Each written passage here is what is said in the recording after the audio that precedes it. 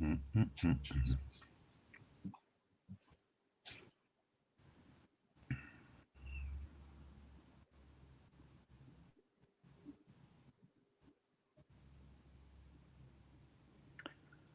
Hola, ¿qué tal? Muy buenos días a todos y bienvenidos a esta rueda de prensa y gracias por su asistencia. Esta rueda de prensa es ya una tradición casi coincidente con el Día del Cáncer y en el que SEOM pues, periódicamente y de forma tradicional en colaboración con Redecan pues, bueno, intenta visibilizar el problema del cáncer en nuestra sociedad y sobre todo pues, trasladando y publicando pues, las cifras del cáncer, ¿no?, en España, que ya se ha convertido en un referente en este sentido para, bueno, para esta información cada vez que se demanda, ¿no? Eh, este año, sin duda, es un año complejo, es un año diferente. De hecho, tenemos algún formato un poco distinto, incompleto, pero a nadie se le escapa que vivimos en bueno, pues un entorno tremendo y que la pandemia COVID lo está condicionando todo. Y sin duda para los pacientes con cáncer lo está siendo. Yo simplemente quisiera remarcar una vez más, como venimos denunciando y señalando desde SEOM, que la situación del COVID tiene consecuencias tremendas para nuestra sociedad, para el mundo en general, en lo social, en lo económico, pero desde luego en la salud, de un impacto tremendo, no tanto solo por el problema directo del COVID, que lo es una auténtica catástrofe y en nuestro país lo estamos viviendo, pero se acompaña de catástrofes paralelas, ¿no? Y especialmente también en las patologías que no son COVID, por la situación que está generando, pues el destinar recursos humanos, técnicos y diagnósticos físicos a atender esta emergencia, pero en detrimento de la atención que de forma ordinaria y habitual pues demandan otras muchísimas patologías que suponen un problema enorme de salud para nuestra sociedad. Y cómo no, por supuesto, entre ellas está el cáncer, indudablemente por su impacto en incidencia, en morbilidad y especialmente en mortalidad, ¿no? Sin más, vamos a dar paso a un vídeo que hemos preparado, sumarizando un poco lo que nos hemos ido encontrando en este sentido, y luego ya a continuación pues les proyectaré, les comentaré eh, sucintamente pues los mensajes más importantes de las cifras del cáncer de este año que hemos preparado desde Redecan y SEOM. Así que vamos adelante con el vídeo.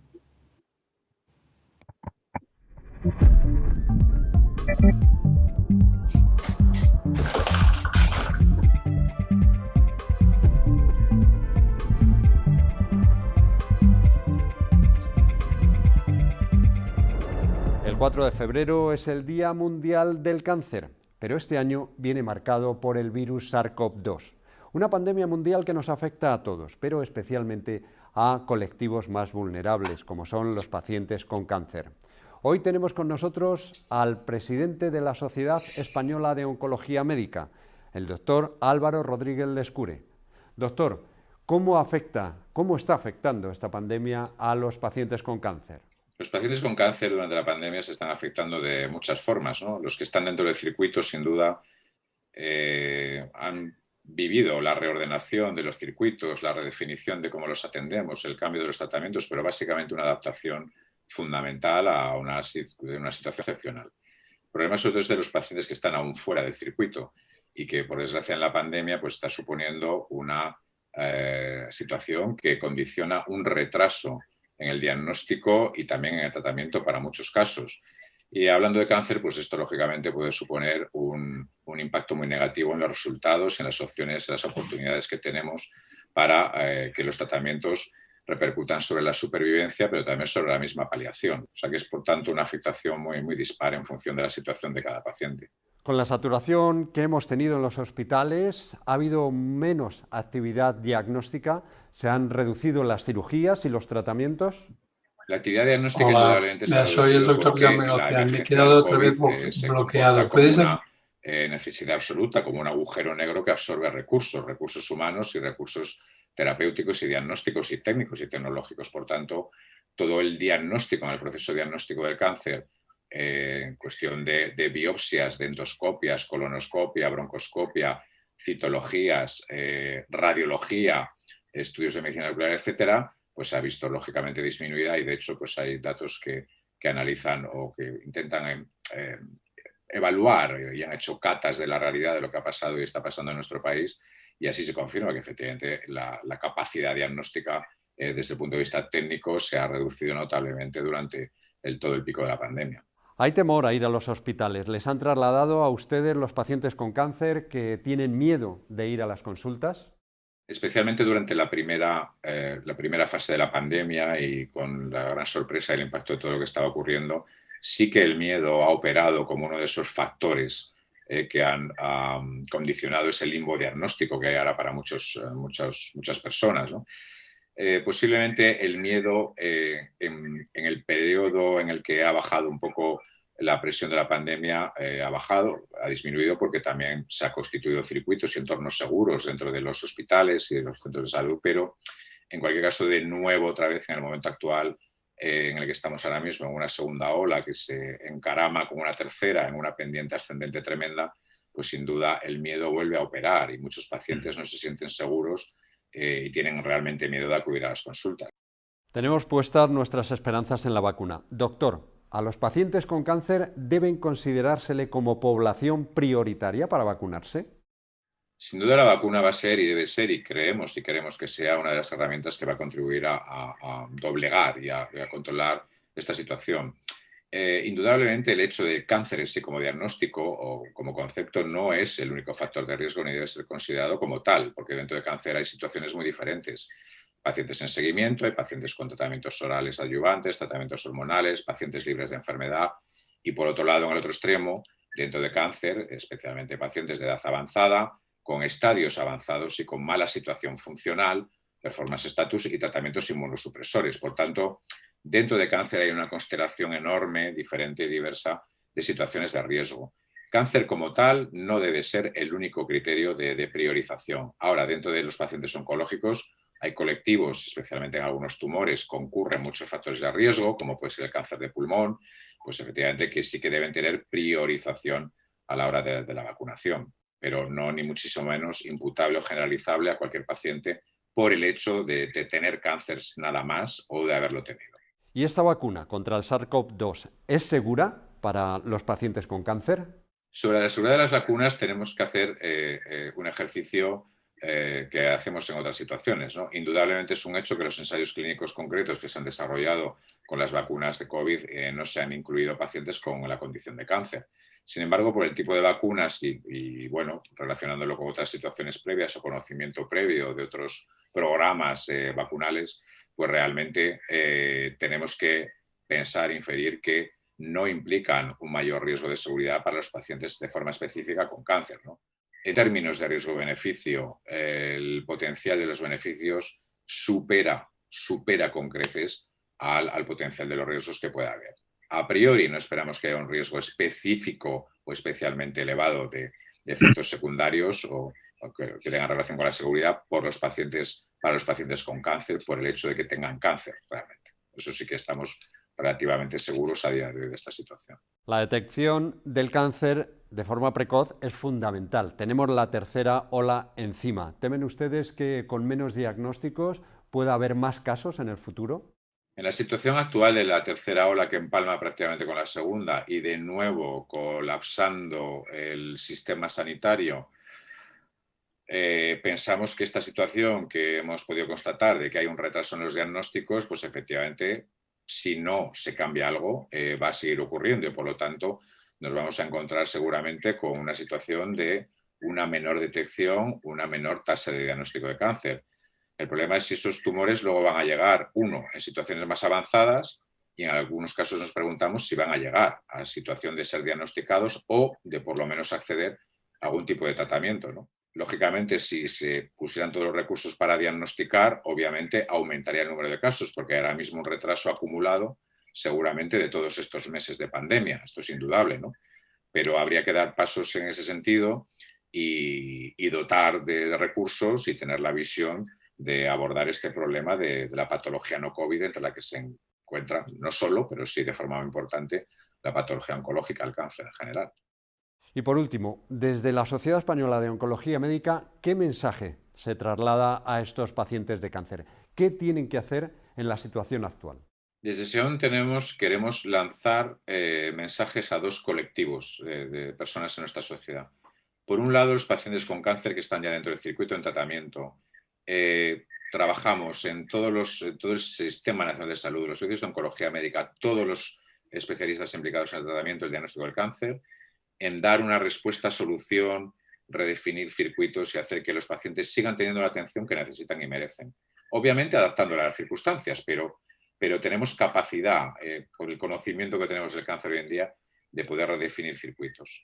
Y el mensaje para aquellas personas que todavía no saben que tienen cáncer o que pueden tenerlo, que están desarrollando síntomas, que acudan, que busquen la manera, el acceso al sistema y que en ninguna forma les paralice el miedo. Ahora mismo, lógicamente, hay un muro difícil a veces, pero hay que hacer lo posible por contactar con los médicos, con los especialistas de atención primaria, de la forma que sea posible, porque un retraso, a veces de unas cuantas semanas, de un mes o más, indudablemente puede tener repercusión en el resultado, cuando una vez el diagnóstico final es cáncer, en el resultado de los tratamientos. Por tanto, fuera miedo, hay que tener miedo al COVID, pero hay que tener miedo a muchísimas otras cosas, también y otras patologías, entre ellas el cáncer, lógicamente. Si uno sospecha que tiene síntomas que deban de ser objeto de estudio y de diagnóstico, fuera miedo y buscar la manera efectivamente de buscar una atención sanitaria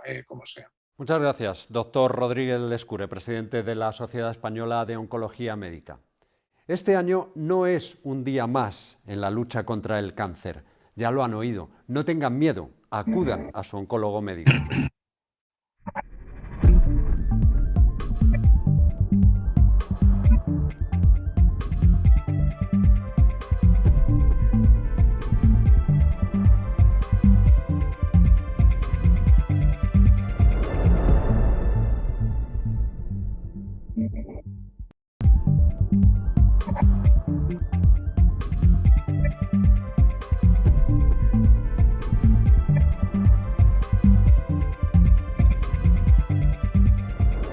El 4 de febrero es el Día Mundial del Cáncer, pero este año viene marcado por el virus SARS-CoV-2, una pandemia mundial que nos afecta a todos, pero especialmente a colectivos más vulnerables, como son los pacientes con cáncer.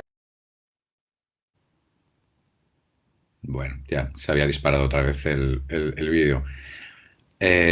Bueno, a continuación vamos a pasar la presentación con los datos resumidos, obviamente, de las cifras del cáncer, siguiendo un poco con esa tradición con la que cumplimos cada día del cáncer de cada año, ¿no? Y yo, bueno, pues de forma sucinta les presento. Luego daré la palabra a Jaume Galcerán, presidente de Redecan, que nos asiste, nos acompaña siempre también y al que agradecemos siempre el gran esfuerzo que hace para ayudarnos a definir todas estas cifras, esta numerología. Y recordar a todos los asistentes a la rueda de prensa que podrán luego formular sus preguntas, pueden hacerlas verbalmente, de forma oral y, bueno, siempre identificándose previamente, y si no también creo que hay un chat también. Bueno, pues de forma resumida, ¿no? En general, bueno, y como metodología de trabajo, siempre generamos estos datos en relación con el Global Cancer Observatory y dependiendo de la Agencia Internacional de la Investigación del Cáncer, de IRC, de la OMS, de la Organización Mundial de la Salud, y luego de muy importante, de la Red Española de Registros de Cáncer, Redecan, y también con los datos procedentes del Instituto Nacional de Estadística. Por supuesto, todas estas estimaciones se basan en estimaciones a partir de los datos previos. Lógicamente, este año hay que remarcar, no contando con la pandemia COVID, como es lógico de entender. Pasamos a la incidencia, sobre cuyo concepto recordamos que es el número de casos nuevos, ¿no?, que aparecen en una población en un periodo determinado, y que en general en el ámbito mundial, pues en las últimas décadas crece, cuya proyección pues sigue con esa línea ascendente que se ve perfectamente en la gráfica y bueno, pues en la estimación de este año a nivel mundial está en los 20 millones de casos, sin tener en cuenta la pandemia COVID. Y también para el mundo, pues simplemente recordar que los tumores que inciden de manera mayor, pues estamos hablando a nivel global, a nivel mundial, son cáncer de mama, del pulmón, el colorectal, la próstata y también, aunque no es nuestro medio, pero sí a nivel global, pues mucha importancia todavía el cáncer de estómago y el cáncer de hígado.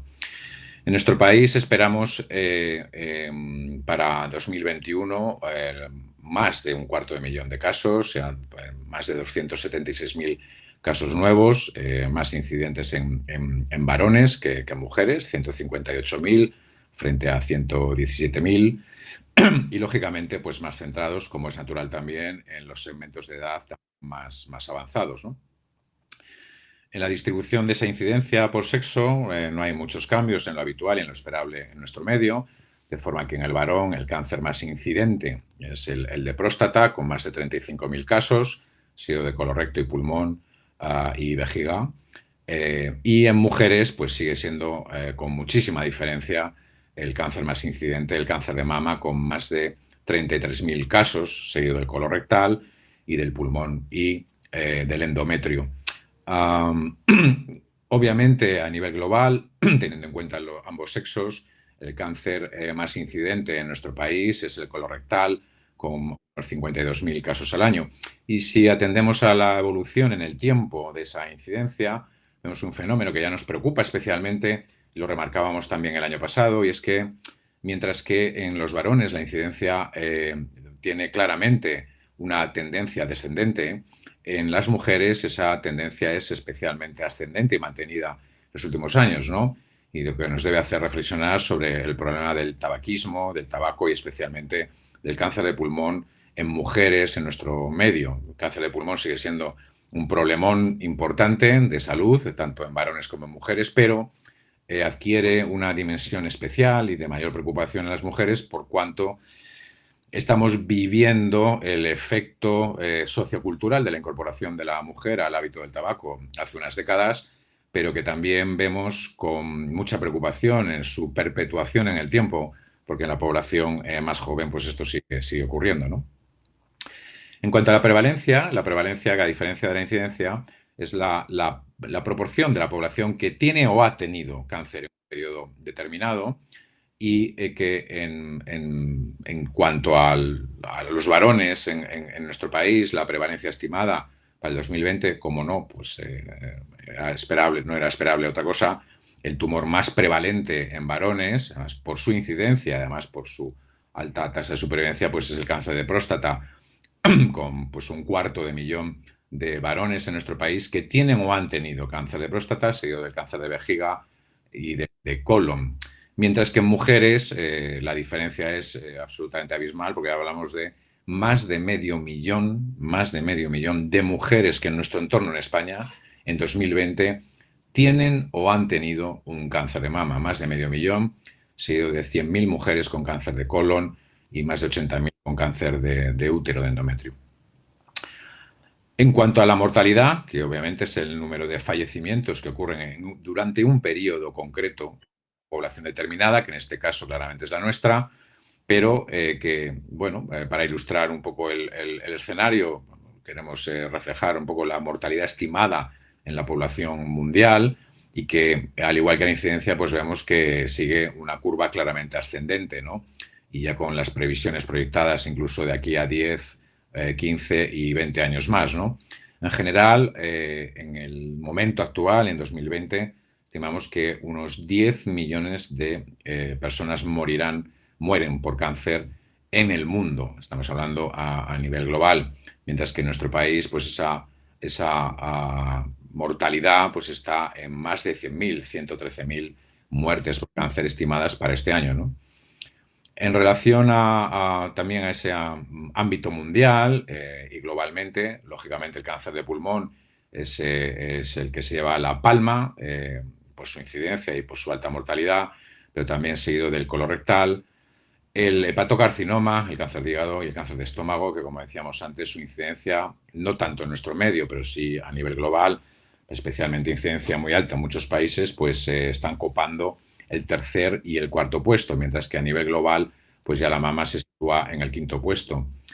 En nuestro país, sin distinción de sexos, una vez más, el cáncer de pulmón es el que realmente, de nuevo, copa el podio, lamentablemente, y suponiendo además una cifra tremenda en cuanto a las muertes en nuestro país por cáncer, porque estamos hablando de un 20%, es decir, una de cada 5 muertes en nuestro país por cáncer es achacable, imputable al cáncer de pulmón.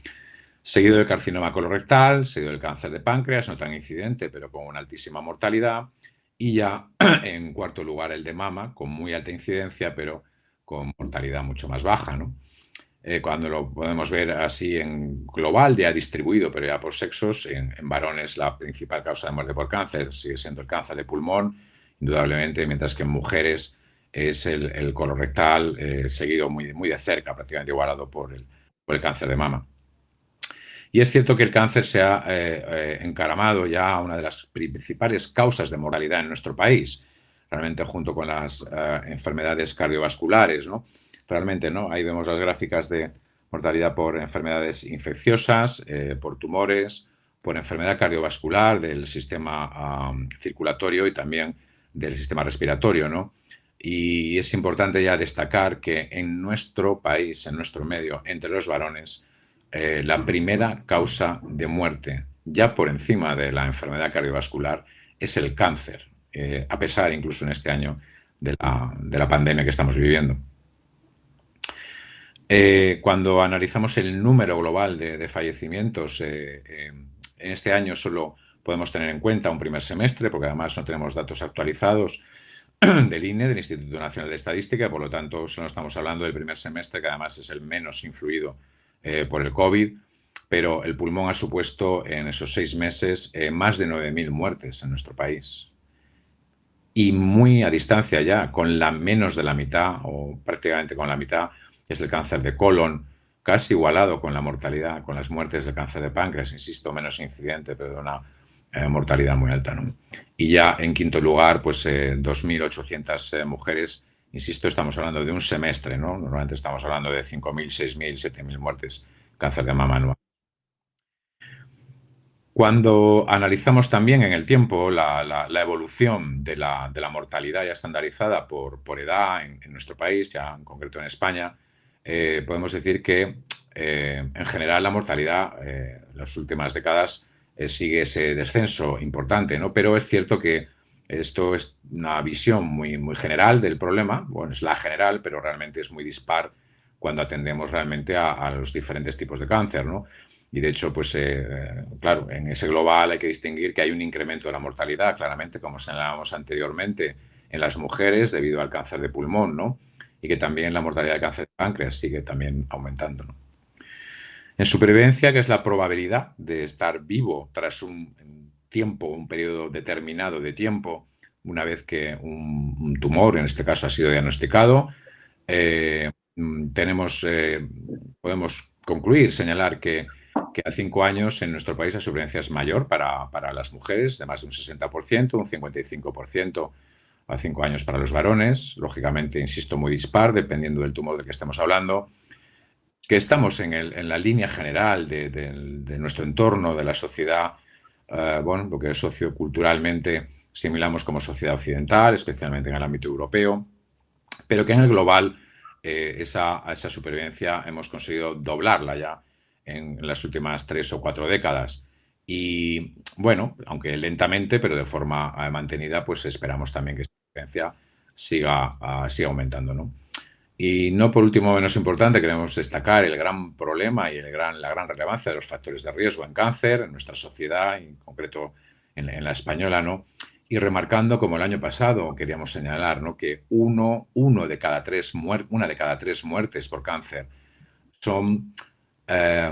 están relacionadas claramente con cánceres en los que juega un papel relevante, esencial, fundamental, los factores de riesgo que son prevenibles, que son evitables, ¿no?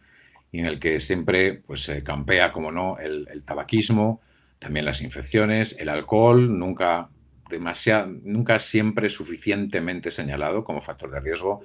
Luego todo lo que hace referencia al gasto metabólico en relación con la dieta, el hábito de comer y especialmente con el sedentarismo, ¿no? Y la obesidad, ¿no? Hay conocemos casos de cáncer y muerte por alcohol desde hace muchísimo tiempo, desde un punto de vista epidemiológico, pero a nivel global el alcohol mata por cáncer a más de 3 millones de personas en Europa, ¿no? Y más de 180.000 casos y 92.000 muertes hace un par de años, ¿no? En cánceres en los que tienen una relación clarísima, como los cánceres de cabeza y cuello, de cavidad oral, de esófago, de hígado, colorecto y también cáncer de mama y algún tumor ginecológico en la mujer, ¿no? Remarca que no hay un nivel seguro de consumo de alcohol y el alcohol no es necesario, evidentemente cada uno tiene sus opciones, pero no hay un nivel seguro de alcohol y por supuesto, y en algunos modelos de tumor, efectivamente, del área cabeza y cuello esófago, hay un efecto absolutamente potenciador y sinérgico del alcohol con el tabaco, ¿no? Remarcar siempre también por prevenibles en gran medida las infecciones, ¿no? No solo en el mundo, también en nuestro medio, sobre todo en relación con las vacunas, ¿no? Que tenemos para prevenir, no solo el Helicobacter pylori, pero especialmente unos tipos de virus como son el papilomavirus o el virus de la hepatitis B o el virus de la hepatitis C, ¿no? Y, bueno, remarcando la importancia de esos factores de riesgo, pues bueno, cierro aquí la presentación. Y bueno, como decía anteriormente, me acompaña Jaume Garcerán, que él siempre, amablemente además, es un honor y un placer. Y de verdad, gracias una vez más por la colaboración que hacéis con SEOM para que en estos días podamos disponer de estas cifras de cáncer. Le cedo la palabra para que haga los comentarios ya más precisos y técnicos. Jaume, cuando quieras. Muchas gracias. Para nosotros también es un placer colaborar con vosotros, con la Sociedad Española de Oncología Médica, como ya sabéis, y evidentemente lo seguiremos haciendo siempre.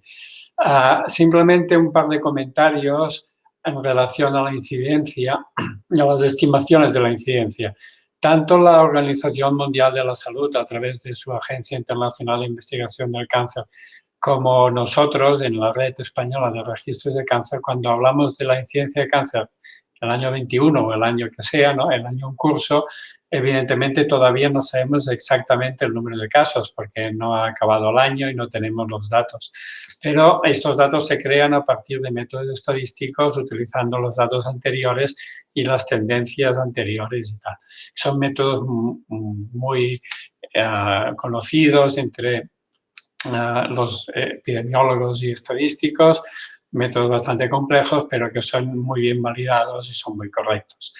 Simplemente decir que, claro, nosotros el año pasado estimamos una cantidad de cánceres para el año 2020, apareció la COVID y evidentemente entendemos que con mucha probabilidad no hemos podido detectar los casos que nosotros habíamos previsto, ni nosotros ni en los otros países donde la Agencia Internacional hace estos cálculos. Nosotros creemos que lo que habrá pasado es que este año 2020, el que hemos cerrado, habremos diagnosticado menos cánceres de los que había previsto porque se han cerrado temporalmente los programas de cribado de cáncer de mama y de colon, por ejemplo, o porque por el estado de alarma pues no ha habido la accesibilidad al sistema diagnóstico y por otras razones relacionadas también con el COVID. Muy posiblemente este año 2021 los números serán mayores y posiblemente en 2022 todavía arrastremos algo de este incremento, ¿no? En todo caso, lo importante es saber que en una situación normal, sin COVID o sin grandes episodios que alteren totalmente el sistema sanitario, la cantidad de cáncer que nosotros esperaríamos en relación a la población que tenemos y a los factores de riesgo conocidos son los que estimamos, ¿no? Por lo tanto, entendemos que este año 2021 muy probablemente tendremos esta cantidad de cánceres que hemos previsto o hemos estimado, más una parte que vendrá retrasado del año anterior. Y desgraciadamente, como ya se ha dicho, muy posiblemente con estadios más avanzados por culpa de este retraso diagnóstico. Esto es grave, evidentemente, porque esto tendrá posiblemente muchas sus consecuencias a nivel de mortalidad y de supervivencia, pero por esto es muy importante y estamos de acuerdo con la Sociedad Española de Oncología Médica que hay que hacer todos los esfuerzos para que los diagnósticos y los tratamientos oncológicos y también de otras enfermedades importantes, pues no queden apartadas, ¿no?, del interés sanitario en general, ¿no? Simplemente era hacer estas consideraciones metodológicas y en cuanto a los resultados y quedo a vuestra disposición. Muchas gracias, Jaume. Y nada, recordar a todos los asistentes, pueden formular preguntas o cuestiones o reflexiones, pueden pedir la vez y hacerlo verbalmente previa identificación o si no, creo que también a través del chat por escrito.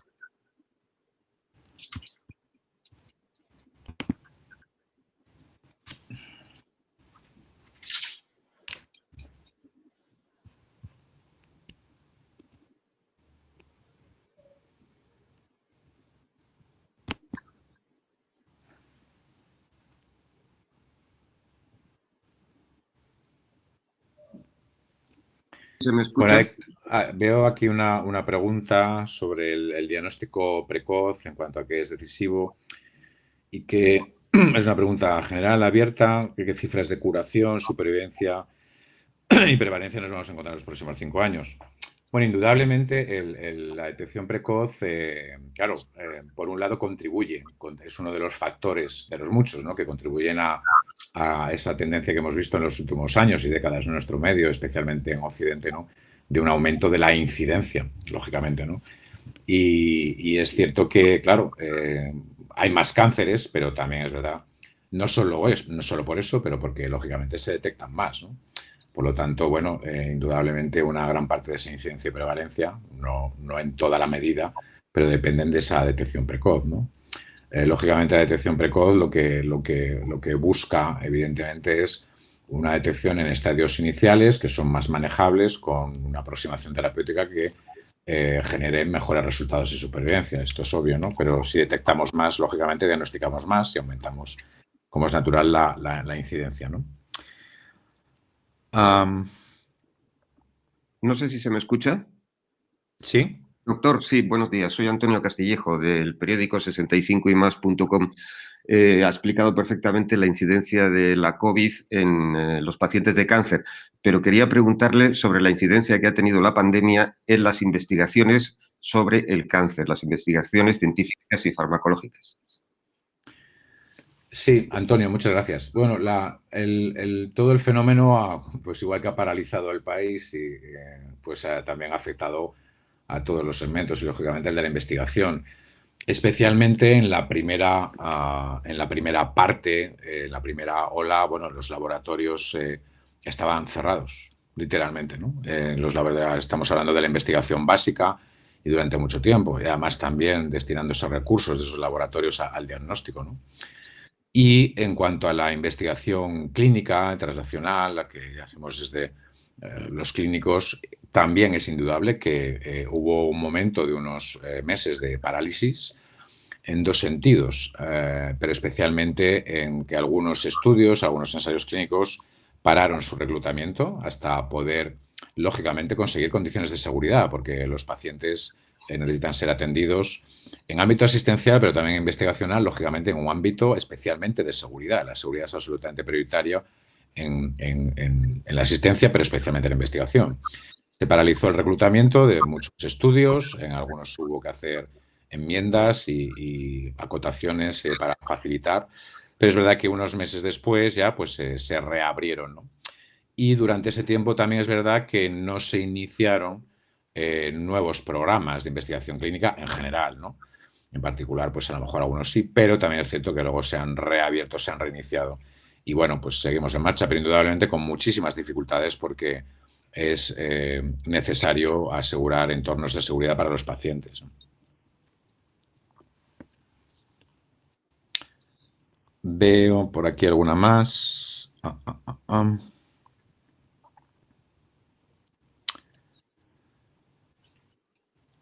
Para dar una nota positiva, que seguro que existe, bien, está bien este optimismo vital, sí, siempre. ¿Qué avances recientes destacarían en relación al abordaje del cáncer? Bueno, muchos, pero yo creo que es conceptualmente, yo creo que es el conocimiento y el diagnóstico preciso, el diagnóstico molecular, que no solo por el hecho de diagnosticar, sino porque ese diagnóstico molecular se acompaña de terapia, de tratamientos más precisos, más personalizados, ¿no? Y yo creo que es el modus operandi en el que nos movemos, ¿no? Indudablemente en el terreno, en el territorio de los tipos de tratamiento, el desarrollo de terapias dirigidas, anticuerpos monoclonales, agentes contra diana es brutal en los últimos años. Ya no hablamos de quimioterapias nuevas prácticamente, ¿no? Y sin duda alguna también creo que la inmunoterapia, ¿no? La inmunoterapia es el gran avance. La inmunoterapia que hacemos hoy, porque posiblemente no va a ser la que vayamos a hacer mañana, pero ha sido un cambio de concepto importante, muy importante, especialmente para algunos tumores donde no teníamos prácticamente nada que ofrecer más allá de los tratamientos paliativos o tratamientos específicos con muy poco impacto, como ha podido ser el cáncer de pulmón, por ejemplo, o como, por ejemplo, ha podido ser el melanoma, ¿no? Yo creo que terapia dirigida, diagnóstico de precisión, diagnóstico molecular, realmente, es uno de los grandes avances, ¿no? A ver, que me acerque por aquí. Hola. ¿Sí? Buenos días. Soy Denise de 5 días. Es que quería saber si habían calculado la cantidad de pacientes que se han perjudicado por los retrasos en los diagnósticos. Si tienen alguna estimación de o qué porcentaje o qué cantidad de pacientes que deberían ser diagnosticados, pues no han recibido, no han ido al sistema, al hospital. Muchas gracias, Denis. Bueno, la verdad es que el cálculo como tal, de forma exhaustiva y absoluta, no está hecho, pero hay estudios y además algunos de ellos a nivel nacional en nuestro medio en el que hemos participado en SEOM, junto con la Asociación Española contra el Cáncer, la Asociación Española de Oncología Radioterápica, de Hematología, de Enfermería Oncológica y de Anatomía Patológica, en el que quisimos hacer una cata de este problema, de lo que estaba pasando en nuestro país, porque todos sosteníamos la hipótesis de la observación en nuestros medios, en nuestros departamentos, en nuestros hospitales, de que efectivamente estaban llegando menos pacientes nuevos a nuestros servicios con cáncer, ¿no? La sospecha era lógica, fundada, y esa cata, ese estudio, pues se ha hecho en todas las comunidades autónomas, en varios centros hospitalarios, pues lo que básicamente ha remarcado y ha confirmado esa hipótesis es que en torno a 1 de cada 5, un 20, un 21% del global de pacientes nuevos que vemos mensualmente en cualquier centro de nuestro país, estamos hablando de una media, ¿no? Pues no los estamos viendo. Es decir, que 1 de cada 5 pacientes que tendrían que haber sido diagnosticados de un cáncer durante estos meses de la pandemia y sospechamos que esa situación todavía persiste, pues no están siendo diagnosticados, con lo que ello implica, lógicamente, porque este año no hay por qué esperar una menor incidencia de cáncer, ¿no? No ha cambiado nada en el global, pero tendrá que haber el cáncer que toca. Y si estamos viendo un 20% menos, lógicamente solo queda una explicación, y es que esas personas, todavía no son pacientes, ¿no? Pero esas personas están sin diagnosticar. Están en eso que llamamos ese limbo diagnóstico o están siendo diagnosticados a un ritmo más lento con retraso. Consecuencias lógicas en muchos cánceres, riesgo de diagnóstico en fases más avanzadas, con menos opciones terapéuticas, con compromiso de supervivencia y de la misma paliación de la enfermedad. Y esto es un dato absolutamente preocupante. O sea que en torno a ese 20%, podríamos decir, por estimarlo de una forma así general, gruesa, es el impacto en el retraso del diagnóstico y obviamente es muy relevante, tremendamente relevante. Si puedo añadir un detalle. Jaume, por favor. Sí, los meses donde realmente hubo una disminución muy importante, más que los otros, de los diagnósticos, evidentemente fue las semanas o los meses de confinamiento. Luego los programas y todo se activó otra vez en la mayor parte de las comunidades y vemos que se acercó más o menos a la media de lo que tocaba, ¿no? Pero como que hay este retraso, lo que hay que hacer es un esfuerzo para recuperar el retraso este. Vale. Valérie de la Vie en Rose nos pregunta, bueno, y además nos interpela, que por qué no se insiste más en la prevención, ¿no? Indudablemente se insiste poco. Yo soy oncólogo médico, ¿no? Y hablábamos ahora de los grandes avances, de los que está habiendo, de la nueva manera de tratar el cáncer. Ningún avance terapéutico de las últimas décadas será nunca comparable en magnitud, en impacto, con una medida de prevención absoluta.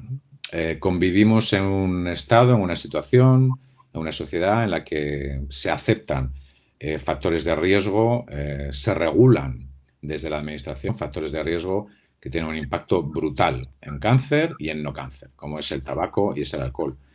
Y realmente es difícil explicar, ¿no? En un contexto histórico ya inveterado, en un entramado sociocultural y económico ya inveterado, pero es difícil de explicar que una tercera parte de los cánceres están relacionados con cuestiones que se pueden prevenir y evitar.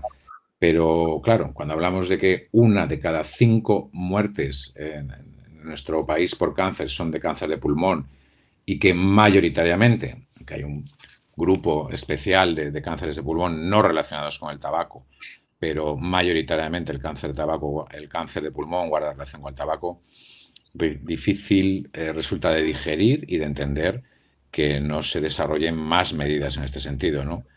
Insisto, la prevención, muchísimo más impacto que el más sofisticado de los tratamientos más punteros pueda tener la supervivencia del cáncer. Esto es un hecho. Y creo que tu reflexión y tu pregunta, Valerie, es muy oportuna y muy adecuada, ¿no? Ojalá sacudamos nuestras conciencias sociales global, ¿no? No solo las de la administración, sino las de la propia sociedad. Pues esto es una cuestión muy cultural también, ¿no? Pregunta Carmen López, si no hay nadie más por ahí, en relación a los biomarcadores, el diagnóstico molecular y la necesidad de unificar una cartera de biomarcadores, ¿no?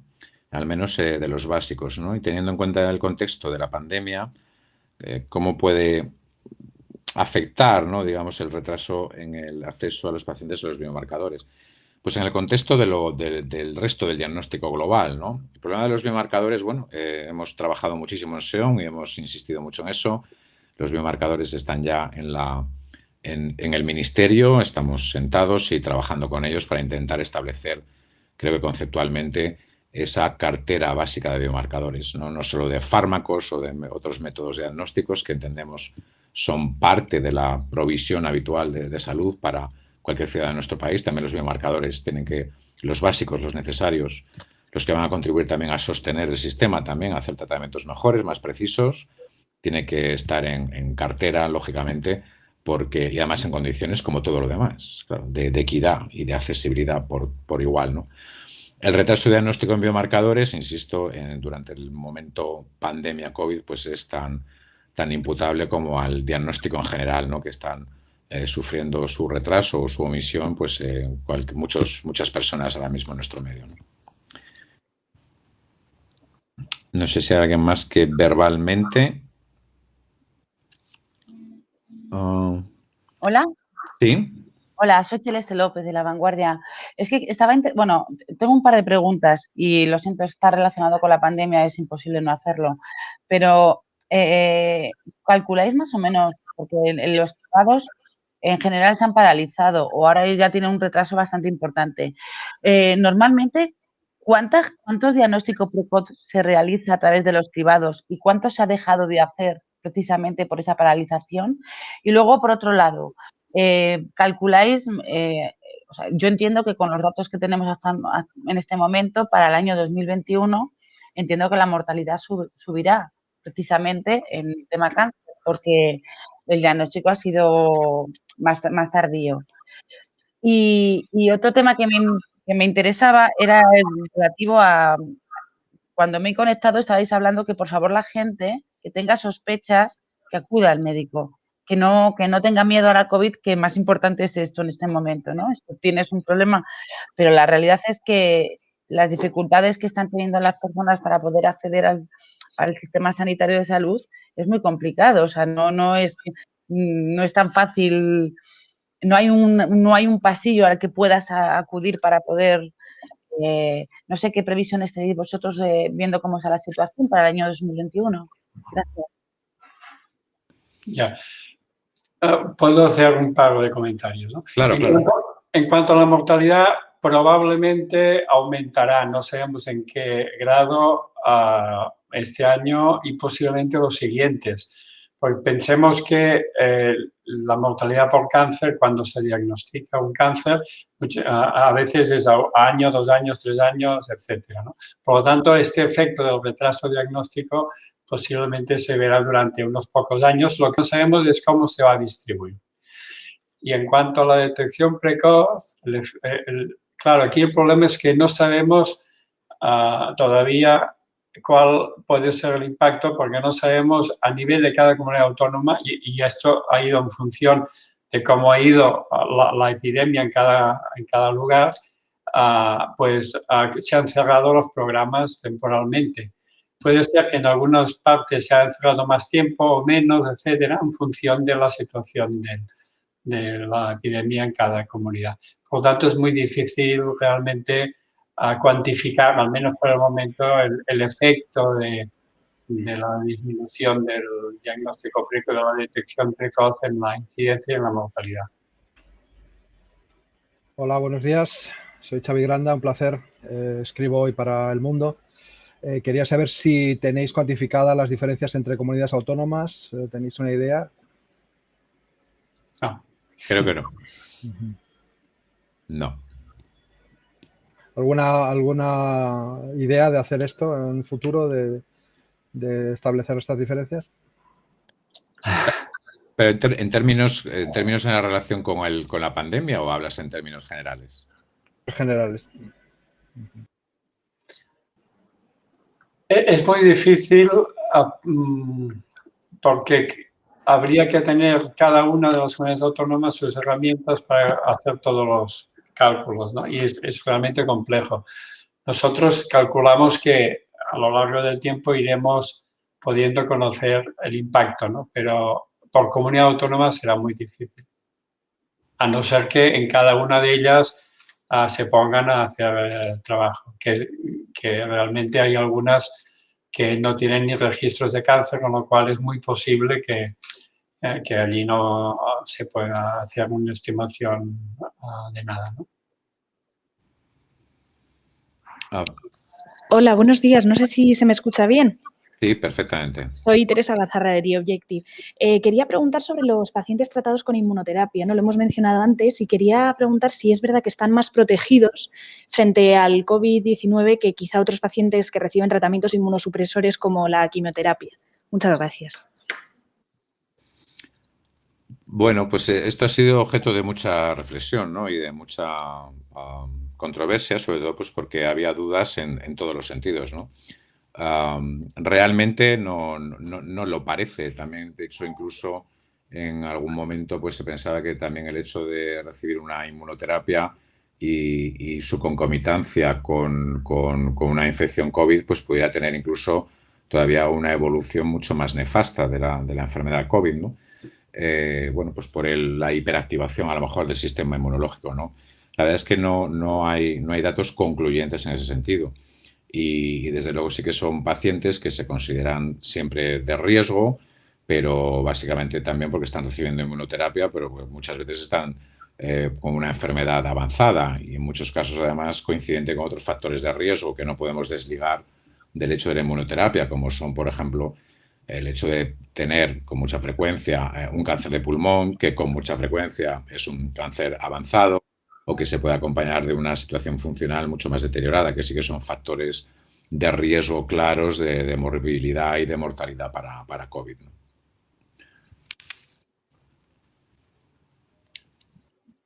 Pregunta Belén Gómez del Pino de Onda Cero si estos datos de impacto, digamos, en el retraso diagnóstico de este estudio que se ha hecho en meses de la primera ola, si persisten o están presentes también en la segunda o la tercera. Bueno, el estudio, insisto, que era una cata de la realidad para intentar sustanciar esas sospechas, ¿no? y se hizo en esos meses, seleccionando 4 meses de esa primera ola. Mi opinión personal es que eso persiste porque el mismo, vamos a decir, secuestro, ¿no?, de recursos, ¿no?, que se derivan a la emergencia COVID en términos de recursos humanos, de cierre de consultas, recursos diagnósticos de endoscopia, de radiología, etcétera, pues persiste porque la situación persiste, ¿no? Y simplemente ahora que estamos otra vez en un momento álgido, pues simplemente estamos asistiendo a que en un grupo importante de centros de nuevo la actividad quirúrgica está paralizada, ¿no? Como decía antes Jaume, también algunos recursos son muy variables y muy diversos en su distribución y su afectación por comunidad autónoma, ¿no? Incluso los del cribado. No tenemos realmente, es que no tenemos datos nacionales, ¿no? Yo creo que en algunos ámbitos, pues muchos oncólogos, por ejemplo, tenemos la percepción de que seguimos viendo tumores muy avanzados, especialmente, o de diagnóstico muy avanzado, en algunas patologías, especialmente en cáncer de pulmón y en cáncer colorectal. En algunos ámbitos es verdad que ha desaparecido el cáncer de colon del cribado, eso es cierto. El mamográfico igual da la sensación por algunas áreas que en algunas áreas se ha mantenido bastante razonablemente activo, que la incidencia de cáncer de mama especialmente es de las que menos ha bajado seguramente, y en cambio de tumores avanzados, como decía antes, de pulmón o de colorecto, o cánceres de colon obstruidos diagnosticados por urgencias, pues sí que los estamos viendo en muchos sitios, ¿no? Por tanto, yo creo que en global sí cabe esperar que este problema se siga perpetuando, se esté perpetuando y siga si no se toman medidas en ese sentido. Y las medidas son, lógicamente, hay que redefinir los esquemas, hay que, hacer recuento de los medios que se tienen y de los recursos que se tienen, humanos y diagnósticos y técnicos, ¿no?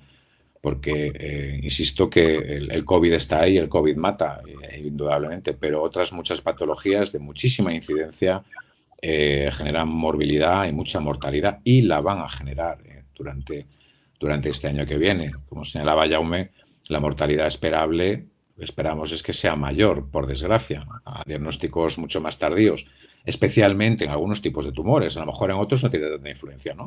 Pero algunos tipos de tumores y de modelos de cáncer, indudablemente, un diagnóstico más tardío, lógicamente, se acompaña de un pronóstico claramente peor y de una limitación de las oportunidades terapéuticas para ese paciente, ¿no? No solo de curación, sino incluso de misma paliación, ¿no? Por tanto, el problema entendemos que todavía persiste.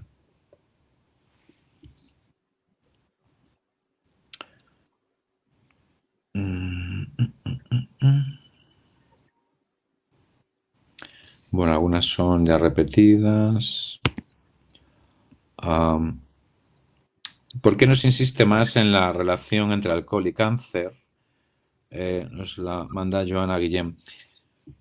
Yo creo que se insiste, lo que pasa es que quizá no tanto porque también siempre se ha dado el tabaco la palma, ¿no? Que lógicamente, a ver, es absurdo si tuviéramos que elegir entre uno y otro, lógicamente el impacto del tabaco es mucho mayor, pero el del alcohol sí que lo es, y además nada despreciable. Y además también porque yo creo, en mi opinión, que culturalmente, de alguna forma, en algunos tumores nunca se ha tenido tan en cuenta, cuando realmente sí hay que tenerlo en cuenta, ¿no? Simplemente, bueno, tomemos como ejemplo el cáncer de mama, ¿no? El cáncer de mama en la sociedad occidental, el cáncer de mama tiene muchas causas o muchos factores de riesgo, digamos, ¿no? En ese sentido es muy, muy diverso. Pero, por ejemplo, el alcohol juega un papel también relevante y está bastante documentado. Incluso, además, ese alcohol supuestamente saludable, ¿no? Y entre comillas varias veces lo de supuestamente saludable, ¿no? Ese vasito de vino diario que de saludable tiene poco. Podrá uno buscar otras virtudes, pero saludabilidad realmente no tiene ninguna, ni tan siquiera cuando se apela a ese consumo moderado de alcohol. Moderado, además, como algo benéfico y positivo, ¿no? Y si encima se le empluma el adjetivo ya de saludable, pues es verdad que se ha instaurado y ha entroncado, ¿no? con una cultura, ¿no? También centenaria y milenaria, pues que efectivamente beber a diario, aunque sea una pequeña y moderada cantidad, es muy saludable, no lo es. Y en cáncer de mama, por ejemplo, ese consumo presuntamente saludable es un factor de riesgo. Es un factor de riesgo conocido que además puede explicar muchos cánceres de mama en nuestro medio, ¿no?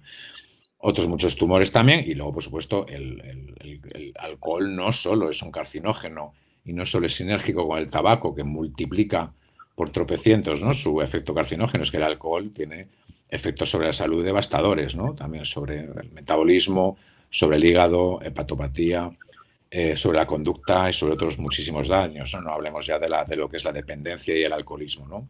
Por tanto, sí, creo que es necesario remarcarlo. Desde SEON siempre lo incluimos como un factor más, y el año pasado también lo incluimos de una forma muy explícita, y este año también lo hemos querido señalar, incluso en la presentación que les he hecho. Es importante, y es también un problema de educación y de formación y de resetear la política de la administración frente a esto, ¿no? Indudablemente.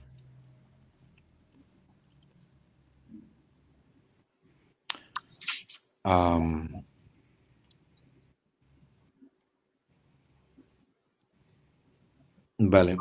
Hay una...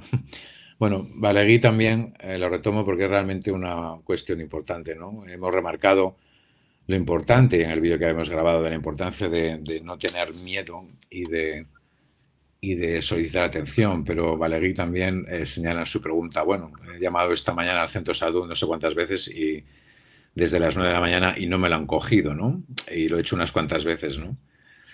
¿Cómo no bajar los brazos y no sentirse poco apoyado?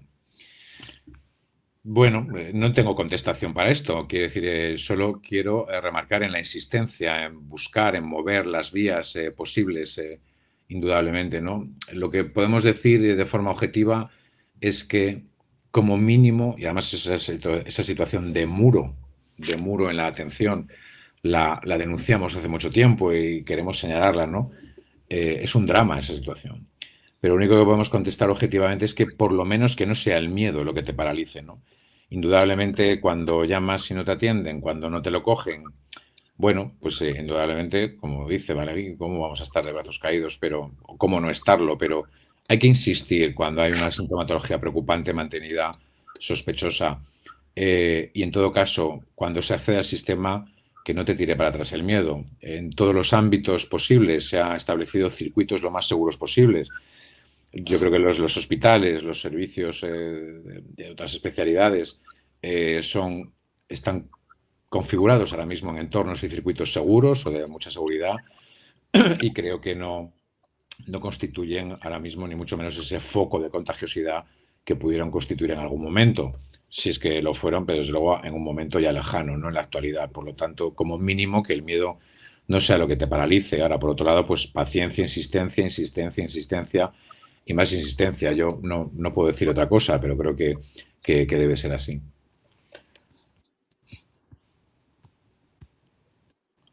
No sé si alguien más quiere. Ya hago esta vista, está contestada.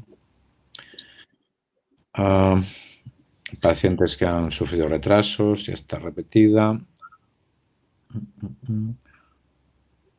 Ya, comenta aquí Alexa Dieguez que esta situación de muro no es igual en todas las comunidades autónomas, indudablemente, como no lo ha sido la pandemia en cada momento, ni esta limitación en el diagnóstico. Estoy de acuerdo. De hecho, podemos hablar, y hemos hablado durante todo este ya año, casi prácticamente 10 meses, ¿no?, de esta historia horrible, y la evolución ha sido muy distinta. Igual que hemos dicho que, bueno, pues que el cribado se ha mantenido en unos sitios más, en otros menos, algunos cribados más, otros menos, y ha variado, es muy diverso, ¿no? Realmente no tenemos esos datos de globalidad.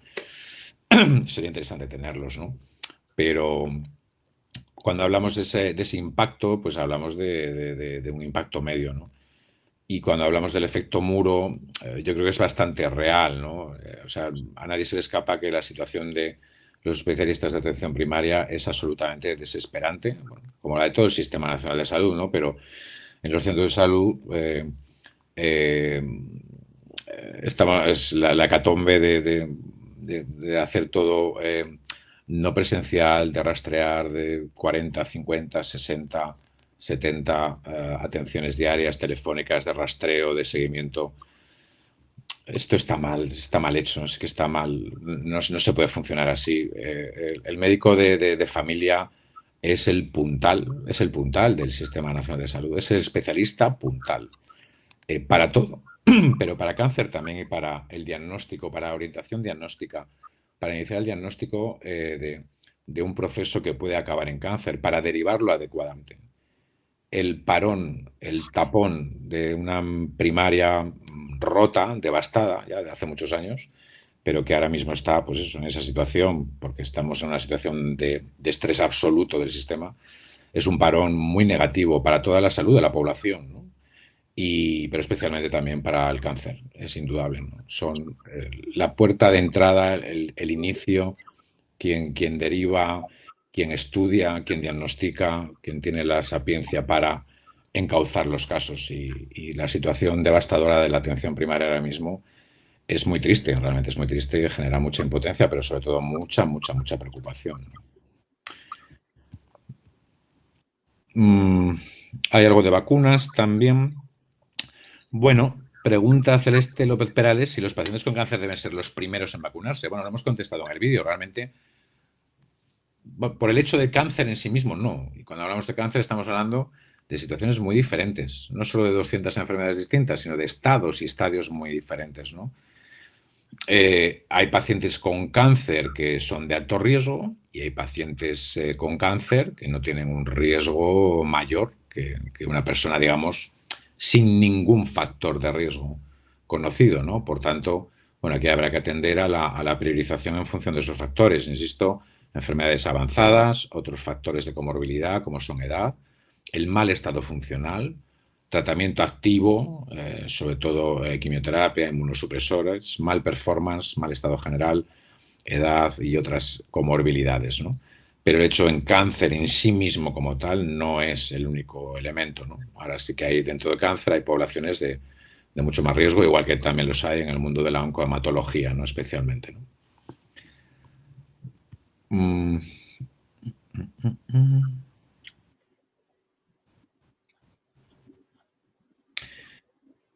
Pregunta Silvia Siaín, en los casos ya diagnosticados, ¿cómo ha afectado la situación hospitalaria de la pandemia? Bueno, también lo indicábamos en el vídeo de la introducción, ¿no? Hay dos poblaciones muy distintas en cáncer, los que están dentro del circuito, los que ya estaban dentro del circuito y los que estaban fuera.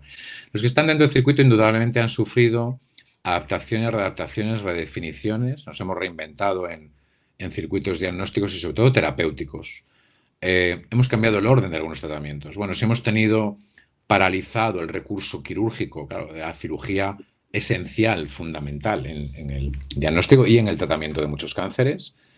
Es cierto también que tenemos alternativas y estaba el recurso del quirófano paralizado, destinado a lo que tenía que estar destinado y a lo que está destinado ahora mismo, y es a albergar pacientes que están intubados y que no caben en las camas de las UCIs, ¿no? Es que es así, ¿no? Pues no teniendo ese recurso, en oncología por lo menos tenemos alternativas que son igual de válidas, igual de buenas y que hemos podido habilitar, redefiniendo esos, digamos, circuitos de tratamiento por patologías. Es decir, hemos trabajado mucho con todos los grupos cooperativos de investigación en cada una de las patologías de cáncer de España y hemos definido los tratamientos y modelos y protocolos de tratamiento durante la pandemia, teniendo en cuenta esta limitación, ¿no? Bueno, y hemos optado por tratamientos previos, sistémicos, con quimioterapias u otros tratamientos previos, o con la radioterapia también como alternativa también al tratamiento local o regional que habitualmente pues, hace la cirugía, ¿no? Bueno, en ese sentido yo creo que los servicios en general, tanto de oncología como de oncología radioterápica, de hematología, hemos intentado mantener con las dificultades lógicas, ¿no? Hemos intentado, ¿no? De la pandemia la atención a los pacientes que ya estaban, ¿no? Con esas redefiniciones y sus circuitos nuevos. ¿Lo hemos conseguido? Yo espero que sí, pero en algunos momentos el compromiso de las plantillas, por ejemplo, disponibles ha sido tremendo, ¿no? Y extremo, y lo sigue siendo ahora mismo, ¿no? En muchos sitios estamos con un porcentaje mucho menor o porque hay facultativos o enfermería infectada o aislada en cuarentena o simplemente integrados en equipos COVID. Esto es una realidad. Entonces el trabajo se multiplica y se está disparando, pero dentro, insisto, del sistema, con adaptaciones de los tratamientos y los circuitos, creo que en general, en el global, habrá excepciones, pero se ha mantenido más o menos la atención para los pacientes de dentro. Nos preocupa más de verdad, como decía antes, los pacientes que no están o están estando o tienen que estar y tendrían que estar y están llegando más tarde, ¿no?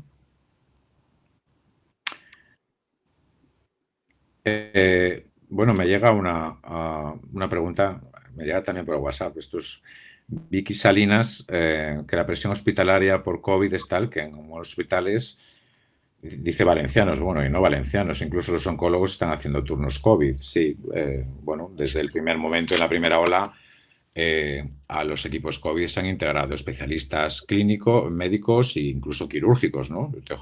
Tengo compañeros traumatólogos integrados en equipos COVID en hospitales de Madrid, quiero decir, igual que oncólogos médicos, pues alergólogos o digestólogos, cardiólogos, etcétera.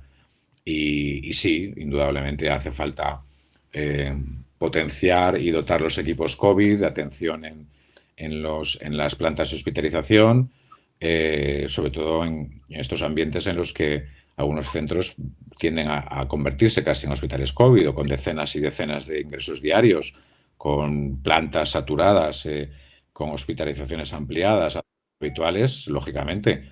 Ya puedes poner camas que si no pones personal, y si no solo médico, fundamental y esencial, el de enfermería. Es un tremendo la limitación que hay de enfermería también. Entonces, lógicamente, los oncólogos médicos, al igual que otros especialistas, pues se han integrado y se están integrando en los equipos COVID. No hay otra. Efectivamente, está siendo así.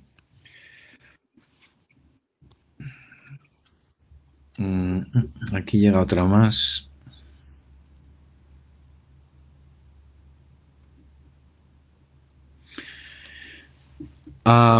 Alexa Dieguez dice que buscando un titular, esto siempre me dais miedo cuando busquéis un titular, si vamos a tener que afrontar lo que nunca habíamos imaginado, es decir, un retroceso en el abordaje del cáncer causado por una asistencia sanitaria deficiente.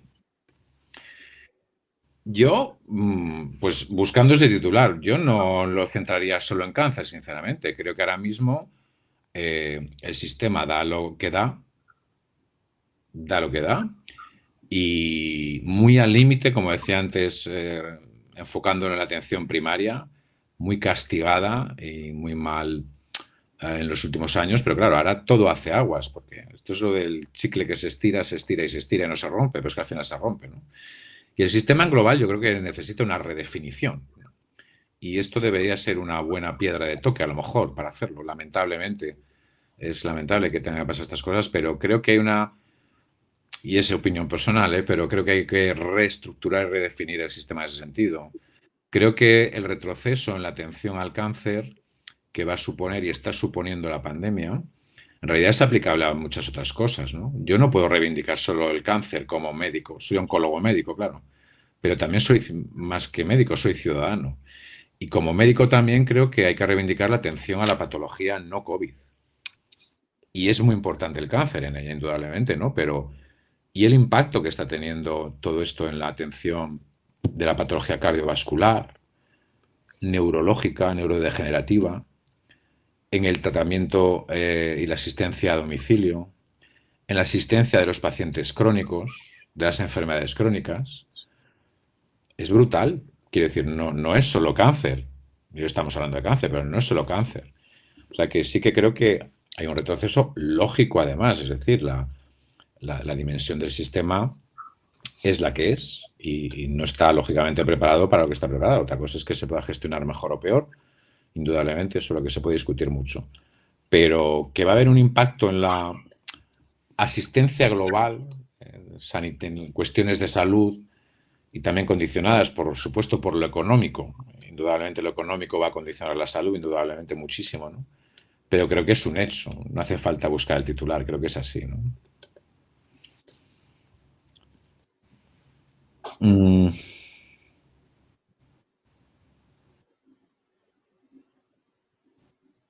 Bueno, son preguntas más repetidas. Bueno, alguien pregunta, Alicia Sánchez Romero, para asegurar los datos que han estimado sobre el descenso de diagnóstico de un 20%, ¿Ha sido solo durante los meses de la primera ola o no? Lo he contestado antes. El estudio que hemos hecho con varias sociedades y con la ACC está hecho realmente en esos 4 meses de la pandemia, pero todos tenemos datos y observaciones personales de que eso se sigue manteniendo, y puesto que la situación se mantiene, pues cabe esperar que siga siendo así.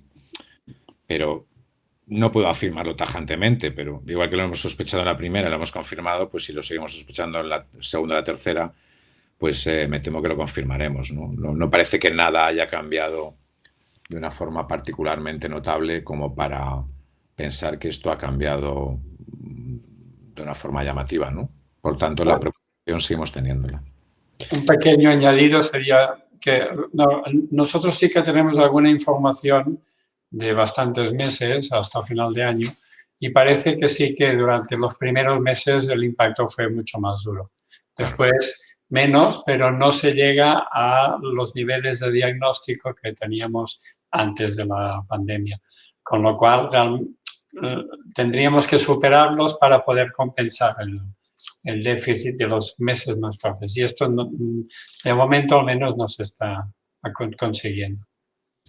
Claro, pero yo simplemente remarcaría una cuestión, que si efectivamente durante los meses más duros iniciales, aunque ahora estamos otra vez en meses duros, ojo, pero si hablábamos de un 25% menos de diagnósticos, pongamos que ha mejorado en la última fase y pongamos que es un 10% menos. Claro, estamos hablando, digamos, incidencia de 276.000 casos, ¿no?, en nuestro país, ¿no?, al año, ¿no?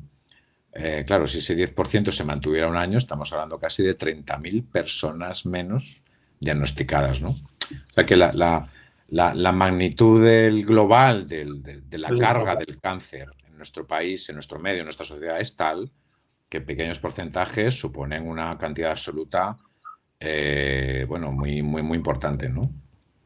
Sí, totalmente de acuerdo. No, simplemente era para, de alguna manera, decir que el sistema sanitario, sobre todo los profesionales sanitarios, están haciendo lo posible para realmente responder a todo, ¿no? Pero el problema es que la COVID es muy fuerte, ¿no? Sin duda. Bueno, pues no entran más preguntas ya en el chat por lo que veo, y bueno, pues simplemente agradecerle su presencia y bueno, recordar también y apelar a su responsabilidad y a su deber también de intentar ser voz también de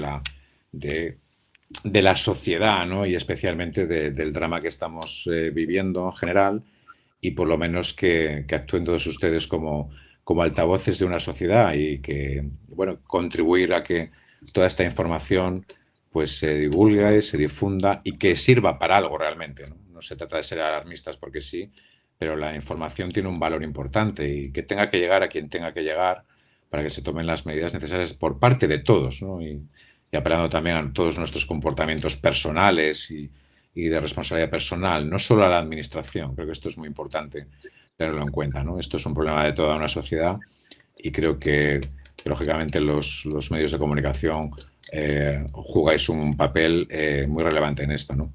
Y de nuevo agradecer, Jaume, de verdad, un año más a ti y a Redecán vuestra ayuda para que podamos hacer realidad cada año pues esta actualización de las cifras del cáncer. Así que, gracias, muchas gracias, y buenos días a todos. Y mucha salud.